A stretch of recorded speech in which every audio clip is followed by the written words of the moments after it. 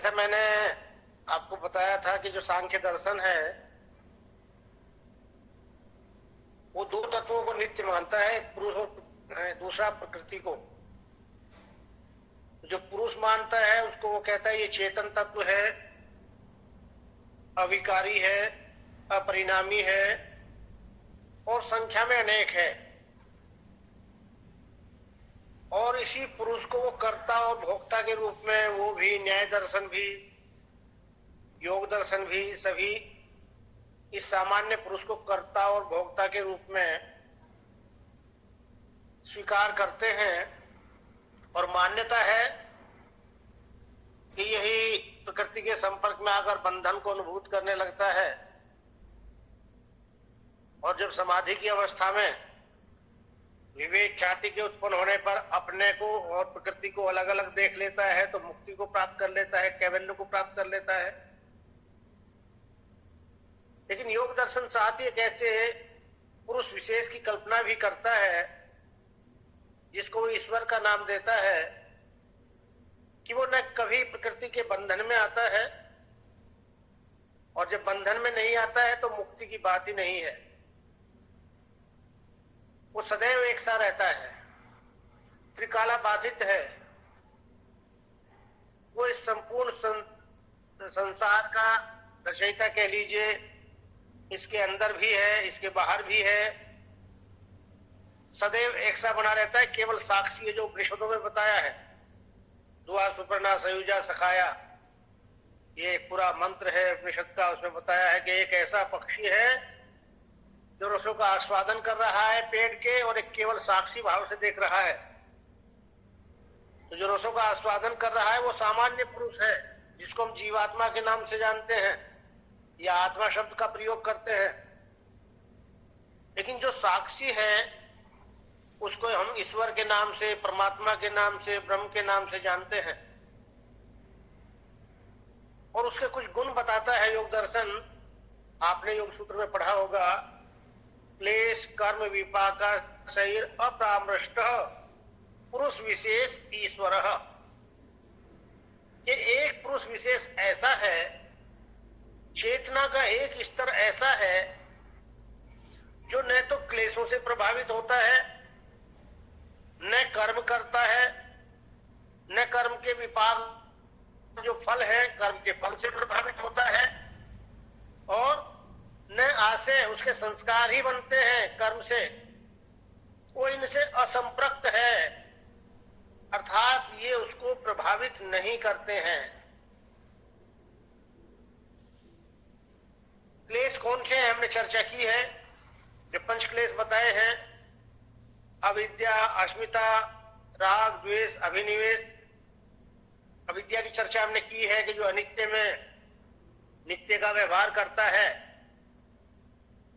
जो असुचि में सुचिता का व्यवहार करता है, पवित्रता का व्यवहार करता है, जो दुख में सुख की अनुभूति करता है या सुख तलाश करता है, और जो अनात्म को आत्मवत व्यवहार करता है, अनात्म चीज में, अनात्म वस्तु में, अनात्म पदार्थ में। ये शरीर अनात्म है, ये जड़ है, लेकिन इसमें आत्मवत व्यवहार करते हैं हम सब। ये अविद्या है। अस्मिता क्या है? दृग दर्शन शक्ति और एकात्म तेवा अस्मिता। जहां देखने वाला और देखने का साधन चित्त, ये दोनों अलग अलग अस्तित्व नहीं रखते बल्कि एकत्व को प्राप्त हो जाते हैं, एक ही दिखाई देने लगते हैं, एक ही अनुभूत होने लगते हैं, उसको अस्मिता कहते हैं। और सब कुछ इस अस्मिता में ही घटित होता है, चाहे वो सुख है या दुख है, ज्ञान है या ज्ञान है।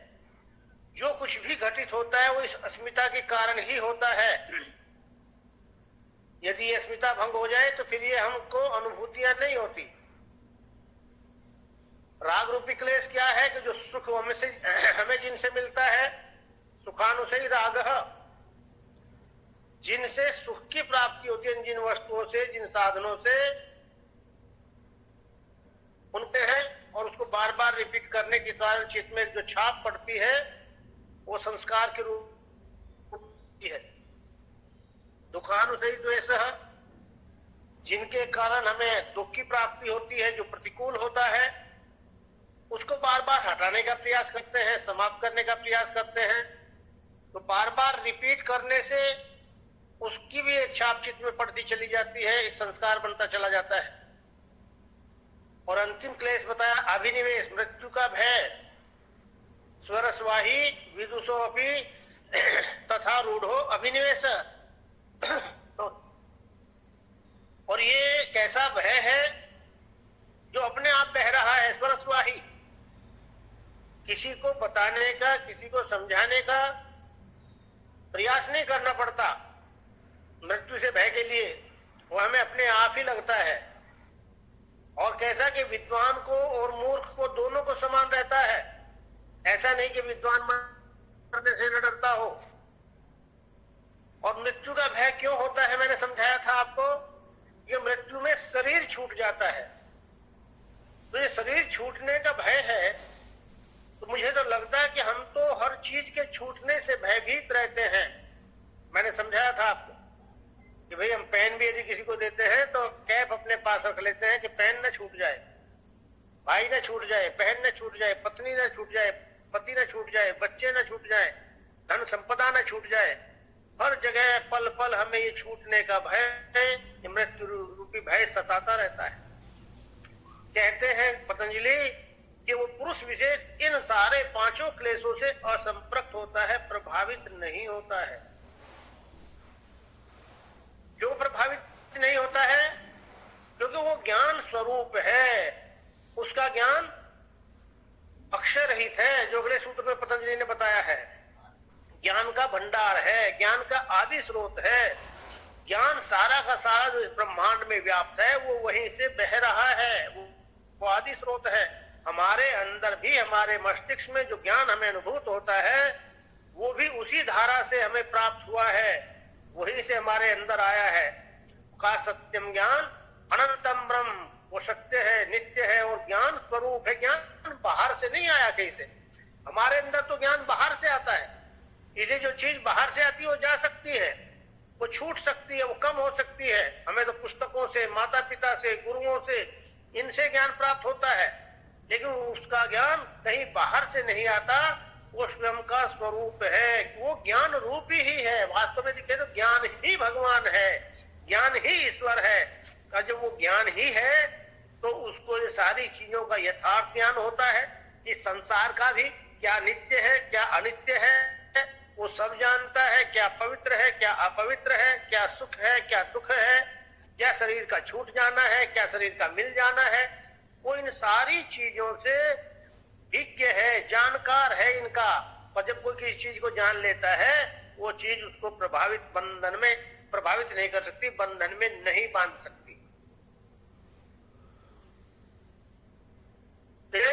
असंपृक्त है। दूसरे क्या कि कर्म, हम एक तरफ तो कहते हैं कि भाई वो सृष्टि की रचना करता है, दूसरी ओर हम कहने लगे कि वो कर्म नहीं करता, तो दोनों बातें विरोधी हो जाएंगी। वो सृष्टि की रचना करता है, पालन करता है, संहार करता है, लेकिन फिर भी करता हुआ कुछ भी नहीं करता, क्योंकि वो उसमें लिप्त नहीं है। मैंने कर्म के सिद्धांत में आपको समझाया था, जब गीता का उदाहरण दिया था कि गीता में कर्म, अकर्म और विकर्म, इनकी बात की गई है। कर्म शुभ कर्म, विकर्म दुष्कर्म, और अकर्म करता हुआ भी न करे। और करता हुआ भी कब नहीं करता व्यक्ति? जब उस कर्म के साथ में स्वयं को नहीं जोड़ता, जब उसकी कोई उसमें आसक्ति नहीं होती। तो परमपिता परमात्मा ने सृष्टि की रचना की, पालन करता है, संहार करता है, लेकिन उसकी कोई अपेक्षा नहीं है कि फल कैसा प्राप्त हो। वो सब हमारे ऊपर छोड़ दिया, जैसा हम करेंगे वैसा वैसा इस सृष्टि में होता रहेगा। एक विधान है पूरे ब्रह्मांड का, ये ब्रह्म के द्वारा जो निर्मित ब्रह्मांड है, इसका एक विधान है कि कैसा करने से क्या होगा। वो सारा का सारा अपने आप ही घटित होता रहता है। फिर उसके पश्चात परमात्मा को उससे कोई लेना देना नहीं है, कोई आसक्ति नहीं है। तो इस प्रकार वो करता हुआ भी कर्म नहीं करता, और जब कर्म नहीं करता तो कर्म के फल से प्रभावित भी नहीं होता। जो विपाक है, कर्म का फल है, उससे प्रभावित नहीं होता। हम कर्म के फल से प्रभावित क्यों होते हैं? क्योंकि हमने स्वयं जोड़ रखा है उस कर्म के साथ में, हमने एक आसक्ति जोड़ रखी है, हमारी एक अपेक्षा है। मैंने ये किया है तो मुझे ऐसा प्राप्त होना चाहिए, ये भावना हमारी उसमें साथ जुड़ी रहती है। मुझे ये प्राप्त नहीं होना चाहिए। प्रत्येक क्रिया के साथ में हम ये जोड़ देते हैं, अपेक्षा स्वयं को जोड़ देते हैं, तो इसीलिए वो फल फिर हमें ही प्राप्त होता है। और जब हम इस कर्म फल का त्याग कर देते हैं, जो गीता कहती है कर्मण्येवाधिकारस्ते मा फलेषु कदाचन, अगर हम इस सूत्र को ही, इस श्लोक को ही जीवन में धारण कर ले, केवल कर्म करने में अपना अधिकार समझें, अब ये पूर्ण रूप से असंपृक्त नहीं होगा, लेकिन फिर भी जो कर्मफल की आसक्ति है यदि वो छूट जाती है तो फिर सुख दुख की समान अवस्था आ जाती है, जो गीता में कृष्ण कहते हैं। लेकिन उसकी तो कोई अपेक्षा ही नहीं उस पुरुष विशेष की, तो इसलिए उसको ये कर्मफल भी प्रभावित नहीं करता। और जब कर्मफल प्रभावित नहीं करता तो फिर संस्कार भी पैदा नहीं होता, क्योंकि फिर एक कर्म कितनी ही बार हो जाए या ना हो जाए उससे उसको लेना देना नहीं है। ना वो रिपीटेशन करना चाहता है कि मैंने इस सृष्टि की रचना की है तो मैं बार बार इसकी सृष्टि की रचना करता रहूं, बार बार ये प्राप्त करता रहूं, वो उसमें कोई उसकी अपेक्षा नहीं है। इसलिए वो इस कर्म के जो आशय है, संस्कार है, ये भी पैदा नहीं होते। वो पूर्ण रूपेण मुक्त पुरुष है। विशेष पुरुष जो है वो परम तत्व है, परम चेतना है, इसलिए उसको कहा कि पुरुष विशेष ईश्वर है। अगले सूत्र में उन्होंने कहा, जैसे मैंने ज्ञान की चर्चा की थी कि ज्ञान स्वरूप है, तो कहते तत्र निरतिशयम सर्वज्ञ बीजम, जो सर्वज्ञता का, जो ज्ञान का उसका स्वरूप है, वो अक्षय रहित है। निरतिशयम कहा है, हमारा है सातिशय। जो हमारा ज्ञान है वो घटता बढ़ता रहता है। हम जब किसी किताब को पढ़ते हैं, किसी बात को सुनते हैं, कोई चर्चा जब होती है, तो उस विषय से संबंधित हमें बहुत सा ज्ञान प्राप्त हो जाता है। सोचते हैं इसके विषय में तो हमने बहुत कुछ जान लिया, लेकिन कुछ समय पश्चात ही, कुछ दिनों पश्चात ही वो ज्ञान धीरे धीरे अक्षरित होने लगता है, घटने लगता है, हम भूल भी जाते हैं। जो विषय मान लिया मैंने ग्रेजुएशन में पढ़े थे, इकोनॉमिक्स पढ़ा था, पॉलिटिकल साइंस पढ़ी थी, अब उनकी कुछ मोटी मोटी बातें तो याद हैं, लेकिन बाकी जो उनके मूल सिद्धांत थे, सूक्ष्म सिद्धांत थे, उन पर चर्चा यदि करने लगे तो भूल गए हैं, क्योंकि वो घट गया है ज्ञान। तो हमारा ज्ञान घटती बढ़ती दोनों होती रहती हैं, लेकिन जो परमात्मा का ज्ञान है वो ऐसा भंडार है, अक्षुण्ण भंडार, उसमें कभी कोई कमी नहीं आती है, कोई अक्षरण नहीं आता है, वो निरंतर। क्यों नहीं आता? जो मैं पहले ही समझा चुका आपको कि ज्ञान उसका स्वरूप है, वो ज्ञान से अलग नहीं है। फिर आगे क्या कहा, जैसे मैंने बताया था कि हमारी जो चित्त में, हमारे मस्तिष्क में जो बुद्धि तत्व है, जो ज्ञान है, जिसके माध्यम से हम प्राप्त करते हैं, वो भी वहीं से आ रहा है। पतंजलि कहते हैं पूर्वे शाम भी गुरु कालेनान वच्छेदात, वो गुरुओं का भी गुरु है। क्यों? क्योंकि वो काल की सीमा से परे है, वो काल से, समय से प्रभावित नहीं होता है। हमारे जितने भी लौकिक गुरु हैं वो काल से प्रभावित हैं, उनका समय निश्चित है, एक समय के बाद में उनको चले जाना होता है। आप अपने गुरुओं की ओर दृष्टि डालिए, उनका भी कोई गुरु था, फिर उनका भी कोई गुरु था जो आज नहीं है, उनका भी कोई गुरु था। हम में जितने भी जो लौकिक गुरु हैं वो आज हैं, कल नहीं थे और कल नहीं होंगे आगे आने वाले कल में। एक समय निश्चित है जो समय की सीमा में बंधे हुए हैं, लेकिन वो ऐसा पुरुष है जो समय की सीमा के पार गुरुओं का भी गुरु है। यदि भी आप गुरु परंपरा की एक चेन बनाए तो अंतिम गुरु वही परम पिता परमात्मा है, वही ईश्वर है, सारा ज्ञान वहीं से बह रहा है। अगले सूत्र में इन्होंने 5 ही सूत्र दिए ईश्वर के बारे में। अगले सूत्र में वो उसका नाम की चर्चा करते हैं। तस्य वाचकः प्रणवः, उसका सर्वोत्तम नाम ओम है। ये महर्षि दयानंद जी ने इसकी बड़ी अच्छी व्याख्या सत्यार्थ प्रकाश में की है। आपको यदि और जानना चाहते हैं तो दयानंद जी कृत सत्यार्थ प्रकाश को पढ़िए, वहां ईश्वर के बहुत से 100 नामों की लगभग उन्होंने व्याख्या की है और उसमें सर्वोत्तम नाम ओम को बताया है। इसमें जो अ और म 3 अक्षर में मिलकर जो ये ओम शब्द बनता है, दयानंद जी कहते हैं कि इसमें ईश्वर की सारी शक्तियां समाहित हो जाती हैं। जानकार भी कहते हैं कि जो आदि ध्वनि है वो ओंकार की ही ध्वनि है।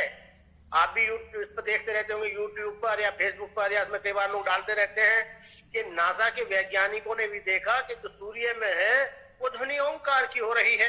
तो इस प्रकार विभिन्न तो उसमें हम माध्यमों से जानते हैं कि जो ओम शब्द है वो अपने आप में ईश्वर की समस्त शक्तियों को समेटे हुए, इसलिए कहा कि उसका नाम ओम है, प्रणव है।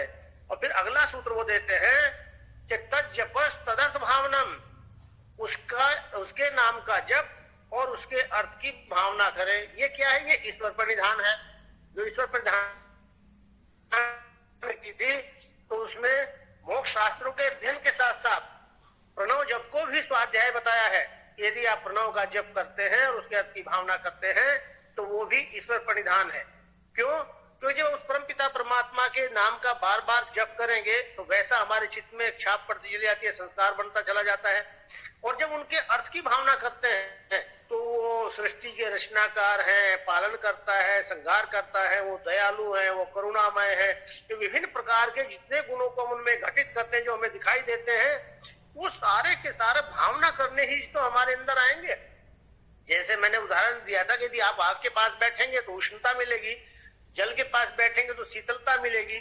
जब हम किसी महापुरुष के या परमपिता परमात्मा के गुणों का बार बार चिंतन करते हैं तो फिर हमारा चित्त भी धीरे धीरे वैसा ही होता चला जाता है, वे गुण भी हमारे अंदर आते चले जाते हैं। ये देखा आपको सूत्रों के माध्यम से लिखकर बता दिया। लेकिन प्रत्येक चीज, प्रत्येक व्यक्ति जो चिंतक है किसी भी प्रकार से वो अपनी बात को आप तक पहुंचाना चाहता है। सब बातें यही कह रहे हैं, केवल माध्यम का या शब्दों का अंतर है। देखिए, किसी भी बात को कहने के तीन माध्यम होते हैं। एक तो वाणी, जैसे मैं आपसे बातचीत कर रहा हूं और आपको बता रहा हूं कि भाई ईश्वर के बारे में क्या क्या पतंजलि ने बताया है, ईश्वर का क्या स्वरूप है। एक लेखनी, पतंजलि ने लिख दिया, सूत्रों के माध्यम से हमने पढ़ लिया, हमें ज्ञान प्राप्त हो गया। लेकिन एक तीसरा माध्यम होता है मूर्तिकार का या चित्रकार का। वो भी अपने माध्यम से अपनी बात को कहता है। वो थोड़ा कठिन मार्ग है। जब मूर्तिकार या चित्रकार अपनी बात को कहने का प्रयास करता है तो वो उस विषय से संबंधित आसपास के प्रतीकों का सहारा लेकर अपनी बात को कहता है। जैसे पतंजलि ने कहा, लिख दिया, क्लेश कर्म विपाका से प्रामृष्ट पुरुष विशेष ईश्वर, मैंने वाणी से बोल दिया। अब जब चित्रकार की बारी आई तो वो प्रतीकों के माध्यम से इस बात को कहता है। चलिए, एक बात मैं आपसे पूछता हूं, आप में सारे प्रबुद्ध हैं भाई, युवा हैं, चिंतक हैं, आपने ग्रेजुएशन कर लिया है सभी ने, या पोस्ट ग्रेजुएशन भी किसी सब्जेक्ट से कर रखा होगा आप में से बहुत सौ ने, स्वाध्याय भी करते हैं, चिंतन मनन भी करते हैं। तो ये बताइए, जब परमपिता परमात्मा की चित्र बनाने के लिए, ईश्वर का चित्र बनाने के लिए मूर्तिकार ने या चित्रकार ने आकृति ली तो वो मनुष्य की ही क्यों ली? वो किसी पशु या पक्षी की क्यों नहीं ली? दार्शनिक कई बार मजाक में कहा करते हैं कि यदि घोड़े या गधे या हाथी परमपिता परमात्मा का चित्र बनाने लगते तो वो एक हाथी का, घोड़े का या गधे का ही चित्र लेते। तो वैसे ही वो इस प्रश्न का उत्तर इस प्रकार मजाक में दे देते कि मनुष्य ने परमात्मा की आकृति बनाई है तो इसलिए उसने मनुष्य ले लिया। तो क्या ये बात सत्य है? परमपिता परमात्मा के ज्यादा नजदीक है। जो परमपिता परमात्मा में हम गुण घटित करते हैं वही गुण हमें मनुष्य में भी दिखाई देते हैं। कैसे? परमात्मा रचना करता है इस पूरे संसार की, ब्रह्मांड की, तो मनुष्य भी बहुत सी चीजों की रचना करता है। असंख्य चीजें हैं जिनकी रचना मनुष्य ने की है। हम कहते हैं परमपिता परमात्मा पालन करता है सृष्टि का, तो मनुष्य भी स्वयं का पालन करता हुआ दिखाई देता है और बहुत से अन्य प्राणियों का, अन्य अपने परिवार का, उनका भी पालन करता हुआ दिखाई देता है। और हम कहते हैं कि मनुष्य जो परमात्मा है वो इस सृष्टि का संहार करता है, तो मनुष्य भी संहार करता हुआ दिखाई दे रहा है। ऐसे ऐसे साधन ईजाद कर लिए हैं, ऐसे ऐसे बम बना लिए गए हैं, ऐसी मिसाइलें बना ली गई हैं, यदि उनको चलाया जाए तो बहुत सा विनाश हो सकता है, संहार हो सकता है। तो इसीलिए जब मनुष्य हम परमपिता परमात्मा को समझाना चाहते हैं तो मूर्तिकार या चित्रकारों ने, चिंतकों ने मनुष्य की आकृति ही ली। लेकिन एक चीज और आपने कॉमन देखी होगी, यदि हम रामचंद्र जी की बाल लीलाओं को छोड़ दें या कृष्ण जी की बाल लीलाओं को छोड़ दें तो जितने भी हमारे हमने ईश्वर के रूप में जिनकी कल्पना की है, जिनको हमने भगवान कहा है, उनको हमने चिर युवा दिखाया है, युवा का ही चित्र लिया है। चाहे वो देवी है, देवता है, ईश्वर का कोई भी रूप है, उसमें हमने युवा ही लिया है। तो क्यों बताइए रवि, युवा ही क्यों लिया? बूढ़ा क्यों नहीं दिखाया कहीं भी? सर वो बहुत ऊर्जावान होता है, युवा एक ऊर्जावान होता है। हाँ सही कहा, ऊर्जावान। देखिए क्योंकि दोनों चीजें दोनों के तीनों गुण जो मैंने की है, ये युवा के अंदर ही होते हैं। युवा ही सृजन करता हो सकता है, युवा ही विशेष रूप से पालन करता हो सकता है, और युवा ही संहार करता हो सकता है। न बच्चे में ये गुण दिखाई देते हैं, और न वृद्ध में इतनी सामर्थ्य रहती है कि वृद्ध इन कार्यों को संपन्न कर सके। सदैव इन कार्यों को जो संपन्न करता है वो युवा ही करता है। इसलिए चित्रकार ने प्रतीक ले लिया, पहले मनुष्य प्रतीक ले लिया, एक प्राणी, फिर उसमें युवा व्यक्तित्व ले लिया। अब आगे के प्रतीक वो सारी बातें ये कहते हैं जो ये पतंजलि कह रहे हैं। पतंजलि ने कहा कि वो किस से असंपृक्त है, कि वो क्लेशों से असंपृक्त है। और यदि क्लेशों को आप कहें तो जैसे जो राग और द्वेष है, मुख्य रूप से मैंने बताया था आपको कि राग द्वेष ही वास्तव में क्लेश है जो संग्रहित होते चले जाते हैं। अविद्या और अस्मिता तो इसके कारण है, और अभिनिवेश इसका फल है। और राग द्वेष को यदि हम सामान्य शब्दों में कहें, जो पतंजलि ने भी दूसरे स्थान पर कहा है, लोभ क्रोध मोह पूर्व का, जहां हिंसा के प्रकरण की बात हो रही थी, तो मुख्य रूप से सामान्य शब्दों में कहें तो लोभ क्रोध और मोह ये ऐसे शत्रु हैं मनुष्य के। जब भी मनुष्य की कभी दुर्गति होती है, या वो कहीं फंसता है, या मृत्यु को प्राप्त होता है, तो इन्हीं के कारण होता है। और इनका प्रतीक, ये मृत्यु का भी इसमें वर्णन आया है कि मृत्यु से भी प्रभावित नहीं होता है। तो अब सबसे बढ़िया इसमें जो प्रतीक दिखाई दिया चित्रकार के, मूर्तिकार को सर्प दिखाई दिया। एक तो ऊर्जा का भी सबसे अच्छा प्रतीक है सर्प, जो हमारे यहाँ कुंडलिनी की कल्पना की गई है हठयोग के शास्त्रों में, वो भी सर्प के रूप में ही की गई है, सर्पनी के रूप में की गई है। दूसरे मृत्यु का प्रतीक है। यदि विषय काट ले तो बचना मुश्किल हो जाता है। ठीक वैसे ही जिस व्यक्ति के अंदर राग और द्वेष होगा, लोभ क्रोध और मोह में जो निरंतर फंसा हुआ होगा, निश्चित रूप से वो मृत्यु को प्राप्त होता है। मृत्यु का मतलब यहाँ उसकी दुर्गति से है, उसके बंधन से है, उसके दुख से है, वो अवश्य में इनसे प्रभावित होगा। गले में शिव जी के उसने प्रतीक के रूप में अब ये सर्प डाल दिए। उसने, पतंजलि ने तो लिख दिया कि भाई वो इनसे असंपृक्त प्रभावित नहीं होता है, मैंने वाणी से कह दिया। और चित्रकार ने गले में डालकर दिखा दिया कि भाई सामान्य मनुष्य तो इनसे प्रभावित हो सकता है, इनसे भयभीत हो सकता है मृत्यु से, लेकिन जो पुरुष विशेष है वो मृत्यु से भयभीत नहीं होता, प्रभावित नहीं होता, क्लेशों से प्रभावित नहीं होता। और देखिए आप जितने चिंतन करेंगे उतने ही अर्थ निकलते जाएंगे। हम लोग शब्द शिव जी को मानते हैं, बहुत से लोग भारत में महादेव कहा जाता है, जो देवों का भी देव है महादेव। और यहाँ हम हरिद्वार में रहते हैं। जब मैं यहाँ शुरू में सन 83 में आया था, तो तब बहुत इक्के दुक्के कावड़ लेकर जाया करते थे लोग, लेकिन अब ये धीरे धीरे बढ़ता जा रहा है। करोड़ों की संख्या में लोग हर वर्ष यहाँ से, अब ये लॉकडाउन में 2 साल से तो नहीं जा रही, 1 साल नहीं गई पिछली बार, अब की बार भी पता नहीं जाएगी या नहीं, सावन में आती है, तो लाखों करोड़ों की संख्या में लोग जाते हैं। लेकिन मुझे तो किसी का कल्याण होता वैसा दिखाई नहीं दिया। वही सारे दुख दूर हो गए हो, या आपकी नजर में कोई आया हो कि मुक्ति मिल गई हो, दुख दूर हो गए हो हमेशा के लिए, तो ऐसा व्यक्ति आप बता सकते हैं। केवल 2 व्यक्ति हुए इस भारत भूमि में अब तक जो इतिहास की ओर दृष्टि डालते हैं, जो दोनों शिव जी के भक्त थे, एक दूसरे के शत्रु थे। आप भी जानते होंगे, राम और रावण दोनों शिव जी के भक्त थे। एक को तो हमने भगवान का दर्जा दे दिया, और दूसरे को जो हमने राक्षस कहते उसको मुक्ति प्राप्त हुई उस भगवान के हाथों से, इतनी सदगति प्राप्त हुई। किस कारण? क्योंकि शिव जी के भक्त थे।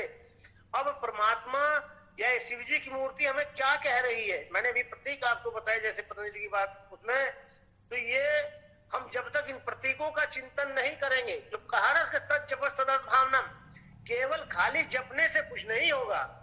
जब तक हम उसके अर्थ की भावना नहीं करेंगे कि ये जो अर्थ है, अर्थ कहां से निकलेंगे? जब आप उन प्रतीकों का चिंतन करते हैं, जो प्रतीक वहां बताए गए जिसमें हम आराधना पूजा करते हैं, जब तक उन प्रतीकों का चिंतन नहीं करेंगे तब तक वास्तविकता में हमारा जो हृदय है परिवर्तित नहीं होगा। और जब तक हृदय परिवर्तित नहीं होगा, चित्त निर्मल नहीं होगा, तो ज्ञान पैदा नहीं होगा। और ज्ञान पैदा नहीं होगा तो यथार्थ ज्ञान हमें संसार का प्राप्त नहीं होगा और हम मुक्त नहीं हो सकते हैं। अब मैंने बता दिया भाई युवा ले लिया, और फिर उसने अब सबसे पहला शिव जी के माथे पर तो क्या है?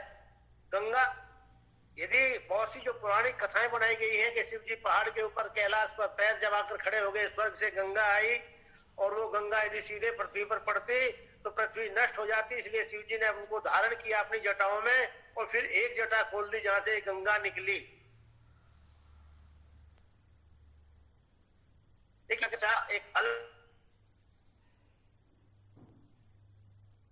विषय के आधार पर देखें, क्योंकि तर्क योग में तर्क का भी होना आवश्यक बताया है। बिना तर्क जो श्रद्धा है वो अंधश्रद्धा में परिवर्तित हो जाती है और अंधश्रद्धा से कुछ भी प्रभाव प्राप्त नहीं होता है।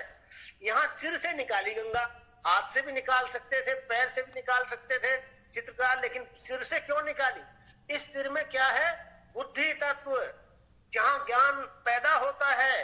और ये ज्ञान कहां से आया? कि ये परमपिता परमात्मा से आया। तो स्वर्ग से बता दिया परमपिता परमात्मा का स्थान हम कहां मानते कि स्वर्ग में बैठा है, बैकुंठ में बैठा है। तो ऊपर से एक धारा आई, वो यहाँ मस्तिष्क में रहेगी और फिर यहीं से वो नीचे बह रही है। हमने शिव जी को भी परमात्मा का रूप मान लिया कि शिव जी से ज्ञान की गंगा बह रही है और यही गंगा जिसको प्राप्त हो जाती है, जो इस गंगा में ज्ञान की गंगा में जो डुबकी लगा लेता है उसी का कल्याण हो जाता है। अब यदि सच्चा शिव भक्त है तो उसका कर्तव्य हो जाता है कि मुझे प्रत्येक कार्य बुद्धि से सोच विचार कर करना है, चिंतन और मनन करके करना है, तभी भक्ति सार्थक हो सकती है। पतंजलि ने भी कहा पूर्वे सामपि गुरु काले नान वच्छेदा। उसने लिख दिया, हमने वाणी से बोल दिया, लेकिन चित्तकार ने कहा परम पिता परमात्मा से ही बह रहा है। लेकिन ज्ञान कैसा होगा जो हमें यथार्थ ज्ञान प्राप्त कराएगा? उसमें अगला प्रतीक बना दिया चंद्रमा। चंद्रमा क्यों बनाया? नहीं तो सूरज भी बना सकते थे या कुछ और बना सकते थे, लेकिन नहीं, चित्रकार ने, मूर्तिकार ने बहुत चिंतन मनन के बाद में चंद्रमा को बनाया, क्योंकि चंद्रमा शीतलता का प्रतीक है। जब तक बुद्धि शांत नहीं होगी, शीतलता का मतलब थोड़ा ठंडा में फ्रिज में रख देंगे सिर को। कई बार आप भी अपने आपस में बातचीत में कह देते ना अपने साथी को, यार तेरा दिमाग अभी गर्म है, ठंडे दिमाग से सोचना। तो क्या ठंडे दिमाग के लिए फ्रिज में रखेंगे, पानी डालेगा सिर पर? उसके कहने का तात्पर्य होता है उसमें कि जब तेरा चित्त शांत होगा, जब तेरा मन शांत होगा, तब विचार करना मेरी बात के ऊपर।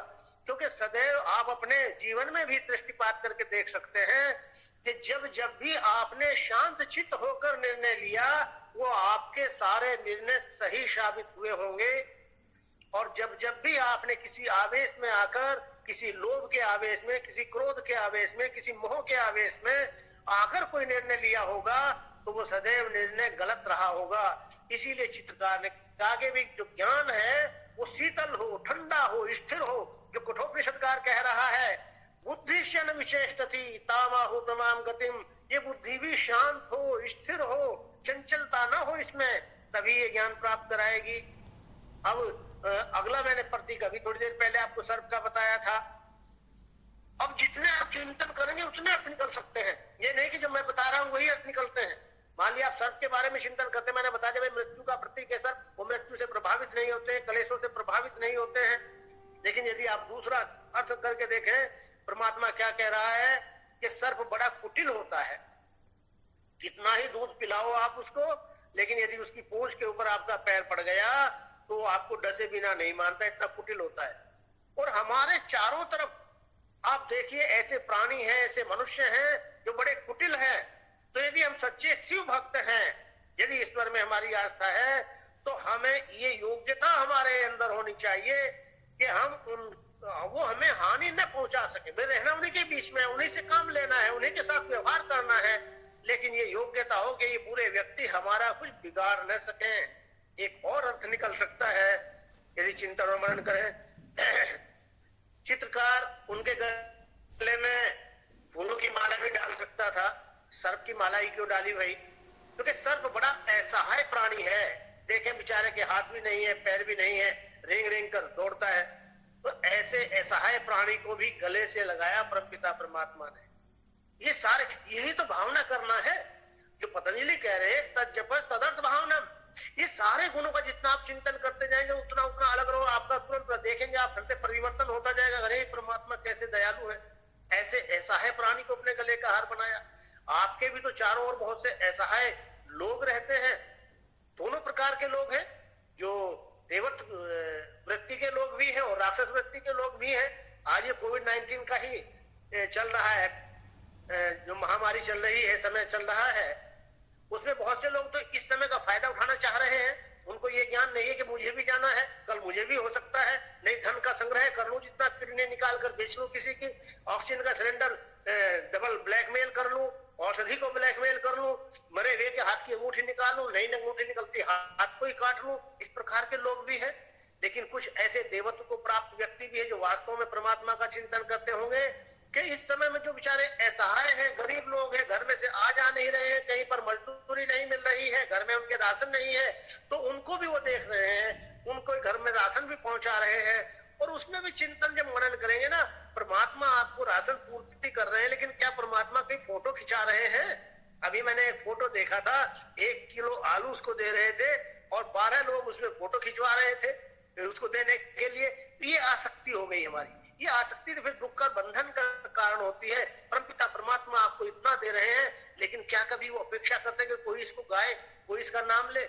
इसीलिए जो चिंतक लोग होते, हमारे यहाँ गुप्त दान की परंपरा है, वो दान में कभी नाम नहीं लिखवाते। कहते हैं यार क्या दान में नाम लिखवाना, दान कर दिया तो कर दिया। तो ये सारा कब आता है? जब चिंतन और मनन करते हैं। अगला हाथ में क्या आया शिव जी के प्रति, क्या दिया परमपिता परमात्मा के? हमने कहा सृष्टि की रचना के बाद संचालन करता है सृष्टि का, तो उनके क्या चित्रकार क्या दिखाता संचालन में? उसने डमरू दे दिया हाथ में। जैसे डमरू बजाकर एक बाजीगर बंदर को नचाता है, भालू को नचाता है, अपने अनुसार उससे क्रियाएं कराता है, तो डमरू है संचालन का प्रतीक। तो ये प्रतीक दे दिया उसके हाथ में कि भाई वो सारे ब्रह्मांड का, सारे संसार का संचालन करने वाले परमपिता परमात्मा है। और यदि सच्चा शिव भक्त है तो उसके अंदर भी ये योग्यता होनी चाहिए, जैसी मोदी में है। मोदी भी शिव भक्त है, संचालन करता है, सबको अपने अनुसार चलाते हैं। कैबिनेट के मंत्री भी इधर उधर नहीं जा सकते, सबके ऊपर नजर रखते हैं। ऐसा संचालन करने वाला नेतृत्व व्यक्ति के अंदर होना चाहिए यदि वो सच्चा शिव भक्त है। अगला प्रतीक क्या दे दिया? डमरू काय में बंधा हुआ है? त्रिशूल में बंधा हुआ है। त्रिशूल संहार का प्रतीक है, मारने का प्रतीक है। कहते हैं वो जो चीज की आवश्यकता नहीं होती या जिसका समय पूर्ण हो जाता है उसका संहार कर देते हैं। अब हमें किस चीज का संहार करना है? अपने अंदर की बुराइयों का संहार करना है, तभी वास्तव में हम सच्चे शिव भक्त हो सकते हैं। जो अनावश्यक है हम उसका हम जैसा देखा होगा आपने कि आपके आसपास बुराई हो रही है, हम चर्चा तो बहुत करते हैं लेकिन बचकर निकलना चाहते हैं। हम समाज में भी बहुत सी बुराइयां कुरीतियां व्याप्त हैं, उनसे चर्चाएं बहुत करते हैं लेकिन स्वयं प्रयास नहीं करते। परमपिता परमात्मा कहती हम भक्त मान लिया आपके गली में कीचड़ रहता है, आते जाते सबके कपड़े भी गंदे हो जाते हैं, तो आप चर्चा तो बहुत करते हैं, गली बड़ी खराब हो गई है तो साफ होनी चाहिए, तो सड़क बननी चाहिए, पहल कोई नहीं करता। लेकिन यदि कोई नेतृत्व करने वाला मिल जाए, कोई सच्चा शिव भक्त मिल जाए, वो आगे फावड़ा उठाकर चल दे, तसला उठाकर चल दे, भाई आज ये साफ करनी है, तो वास्तव में वो सच्चा शिव भक्त जब एक चल पड़ता है ना ऐसे नेतृत्व, उसके लाखों लोग पीछे चल पड़ते हैं। जो काम ये दिखाई देते हैं कि असंभव है वो संभव हो जाते हैं। ऐसे एक एक प्रतीक के आप ऊपर जब चिंतन करते हैं तो पूरा का पूरा समझ में आता है वास्तव में परमात्मा क्या है। जैसे अभी में आप में से किसी ने कहा था कि हम सबके अंदर परमात्मा है, इसलिए मनुष्य की आकृति ली। वास्तव में हम सबके अंदर परमात्मा है। राम भी तो हमारे बीच में से ही आए थे, कृष्ण भी तो हमारे बीच में से ही आए थे। उन्होंने जो पतंजलि ने ये गुण बताए ईश्वर में, उनको अपने अंदर धारण कर लिया। वो जो राम को आप देखें तो राम जैसा समदर्शी आपको मिलेगा कहीं?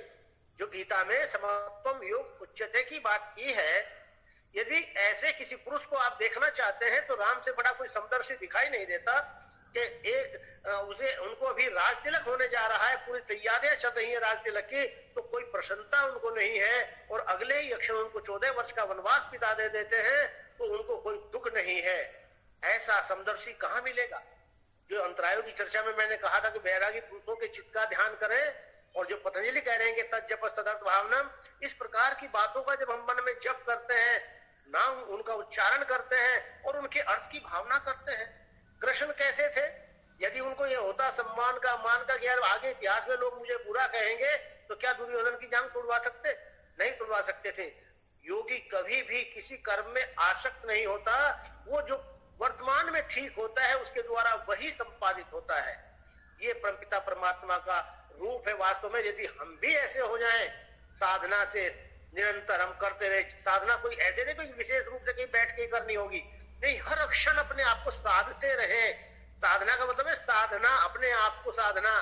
हर वक्त मैं सत्य का भाषण ही करूंगा, मैं अहिंसा का पालन करूंगा, मैं बुराई का नाश करूंगा, मेरे अंदर ये दुर्गुण है, इसको दूर करना है मुझे, तो अध्याय स्वयं का अध्ययन करता रहे। ये सारी जो योग साधना बताई है, इसका चिंतन और मनन करते हुए प्रति अक्षण इसका अभ्यास करते रहना। जो पतंजलि ने कहा अभ्यास वैराग्याभ्याम तन निरोध, तो धीरे धीरे हम भी ईश्वर के स्वरूप को प्राप्त कर सकते हैं। मानवीय चेतना, देखिए जब आप पढ़ा होगा आपने मानवीय चेतना के, मेरा क्लास रही होगी, मैंने समझाया होगा चेतना के कितने स्तर हैं, और उनमें मनुष्य सबसे उत्कृष्ट स्तर दिखाई देता है, क्योंकि यहाँ से अपने मूल में लौटने की संभावनाएं हैं। यदि वो धीरे धीरे अपने आप को साध लेता है, तपस्या कर लेता है, तो फिर वो अपने मूल रूप में पहुंच जाता है जहां से चला था।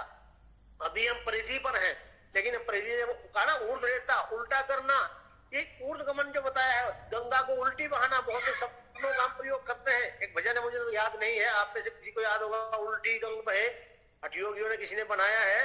तो गंगा को जब उल्टी बहाते हैं, अर्थात जो ऊर्जा ऊपर से नीचे बह रही है, जो केंद्र से परिधि की ओर बह रही है, उसी ऊर्जा को जब ऊर्ध्वगामी करके उल्टा करके मूल में जाते हैं, तो हम ही ईश्वर हो जाते हैं। इसीलिए वेदांत में कहा तत्वमसि, तू भी वही है। और जब साधक उसका चिंतन करता चला जाता है, यार मैं भी परमात्मा ही हूँ, मैं भी ब्रह्म ही हूँ, तो परमात्मा तो कभी बुरा काम नहीं करते हैं, तो मुझे भी कोई बुरा काम नहीं करना चाहिए।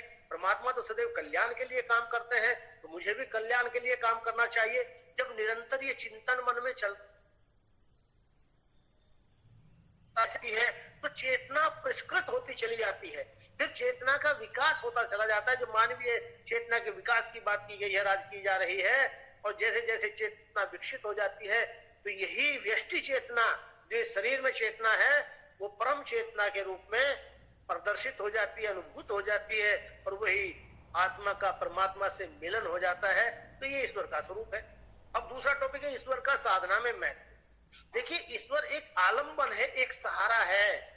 इसीलिए पतंजलि ने 26वें तत्व की कल्पना की, क्योंकि अगर आपको कोई सहारा है, आपकी बैक में कोई है, तो आपके सारी समस्याएं समाप्त हो जाती हैं।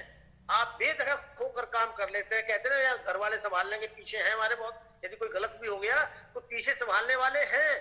तो ऐसा अगर आपके पीछे कोई संभालने वाला है, तो निश्चित रूप से आपके सारी समस्याएं समाप्त होती हैं। ये भी कहते हैं, इसमें अगले सूत्र में बताया है पतंजलि ने कि भाई ईश्वर के इससे नाम के जप से क्या होगा। कहते ततः प्रत्येक चेतना अधिगमो अप्यंतराया भावश्च अभावश्च। इससे क्या होता है, तो चेतना के स्वरूप का ज्ञान होता है साधक को। और जो साधना की बाधाएं हैं, अंतराय जो मैंने बताए थे, अंतराय आपको व्याधिष्ठान से लेकर सारे 14 तत्वों की बात की थी, उन सारे अंतरायों का नाश हो जाता है, सारी बाधाएं समाप्त हो जाती है। पतंजलि कह रहे हैं, जो ईश्वर से जुड़ जाता है, उसकी सारी समस्याएं जो साधना में आएंगी, यहाँ तो साधना की बात चल रही है, तो साधना की सारी समस्याएं समाप्त हो जाती हैं। मेरा स्वभाव है आसपास की चीजों के ऊपर ध्यान डालते हुए चिंतन और मनन के माध्यम से चीजों को समझना, और वास्तव में उससे चीजें आसानी से समझ में आ जाती है। इस बात को जब मैं चिंतन और मनन करता हूं, तो मुझे दिखाई देता है कि वास्तव में पतंजलि ने ठीक कहा है। क्यों? क्योंकि वो एनर्जी के केंद्र हैं, और जो एनर्जी का केंद्र होता है, यदि केंद्र के साथ में कोई जुड़ जाता है, तो उसकी सारी समस्याएं समाप्त हो जाती है। मैं इसको लोक में घटित करके देखता हूं, तो ये बात मेरी समझ में आ जाती है। उदाहरण के लिए, एक बच्चा परिवार के केंद्र से जुड़ा हुआ है। परिवार का केंद्र कौन है? मुखिया। वो बाबा हो सकते हैं, दादा, पिता हो सकते हैं, माँ हो सकती है। प्रत्येक परिवार में अलग अलग, मान लिया मुखिया होता है, ये मुखिया है परिवार का। जो बच्चा परिवार के मुखिया से जुड़ा हुआ होगा तो क्या उसके सामने कोई समस्या होगी? मान लिया उसकी किसी चीज को मन कर रहा है, माँ बाप से मांगा, माँ बाप ने झिड़क दिया, तो मुखिया है, दादा ने कहा क्या बात है, ये समस्या थी, ले मजा कर जा, समस्या समाप्त हो गई। अब गांव का केंद्र कौन है? गांव का मुखिया, गांव का प्रधान। यदि उसके साथ में कोई जुड़ा हुआ है परिवार तो क्या उसकी समस्याएं होती हैं? यदि ग्राम पंचायत की जमीन पर भी कहीं कोई कब्जा कर लिया, कोई काम ऐसा हो गया, प्रधान जी साथ में है तो सारे काम पूरे हो जाते हैं अपने आप ही। जिस व्यक्ति का संबंध डीएम से होगा तो क्या डीएम से, जिले से संबंधित जो उसकी समस्याएं हैं, क्या उनका निवारण संभव नहीं है? जिसका संबंध प्रदेश के मुख्यमंत्री के साथ में होगा उसकी क्या समस्याएं समाप्त नहीं हो सकती? आप सदैव चिंतन कर सकते हैं, क्योंकि वो व्यक्ति केंद्र से जुड़ा हुआ है। और जिसके मान लिया आज की डेट में भाई मोदी के साथ में संबंध है तो क्या उसके समस्याएं यदि चाहे तो समाप्त नहीं हो सकती? इसी प्रकार यदि मान लिया जो सुप्रीम पावर आज हम अमेरिका को मानते हैं संसार में, वहां के राष्ट्रपति के साथ में इसका संपर्क है, वास्तव में मित्रता है, अभिन्नता है, एकत्व की स्थिति को प्राप्त है, तो क्या उसकी समस्याएं रह सकती है? नहीं, उसकी लौकिक सारी समस्याओं का समाधान हो सकता है। तो इसी जब ये यहाँ कहा यत् पिंडे तत् ब्रह्मांडे, यत् ब्रह्मांडे तत् पिंडे, जब इस लोक में एनर्जी के केंद्र के साथ जुड़े हुए होने पर हमारी लौकिक समस्याओं का समाधान संभव है, तो क्या यदि हम सुप्रीम पावर जो इस पूरे ब्रह्मांड का केंद्र है, ब्रह्म है, जिसको हमने नाम दिया है क्योंकि ब्रह्म से चारों ओर ये विस्तारित हो रहा है तभी तो ब्रह्मांड नाम पड़ा इसका, ब्रह्म से जो निश्चित हो रहा है वही तो ब्रह्मांड है। और उस ब्रह्मांड के केंद्र से, उस ब्रह्म से हम जुड़ जाते हैं, उस ईश्वर से, उस परमपिता परमात्मा से हम जुड़ जाते हैं, तो फिर हमारी कौन सी समस्याएं ऐसी है जिनका निवारण नहीं हो सकता? इसीलिए पतंजलि ने कहा है कि चेतना का तो एक तो ज्ञान हो जाता है उसको, और जितनी भी बाधाएं होती हैं वो सारी की सारी बाधाएं समाप्त हो जाती हैं। यही योग दर्शन में ईश्वर का महत्व है सबसे बड़ा। इसको आप विस्तार के साथ में जितना भी बताना चाहें, लिखना चाहें, वो लिख सकते हैं। समझ में आया? यदि कोई प्रश्न है तो बताइए।